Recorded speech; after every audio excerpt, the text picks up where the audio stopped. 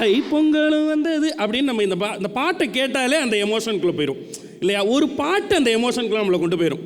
தீபாவளி தீபாவளி, எங்களுக்கும் இதை பண்ண தெரியும், வேணாம் ஆண்டி. ஒரு பாட்டுக்கு கூட உடனே இது எல்லாத்தையும் இப்போ இவங்க இந்த எக்ஸிபிஷன் அவங்க எங்கே பேசினாங்கன்றதை நான் தேடிட்டு இருக்கேன் ரொம்ப நேரமாக.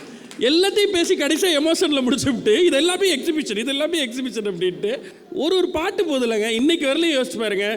Hi everybody, wish you a happy new year.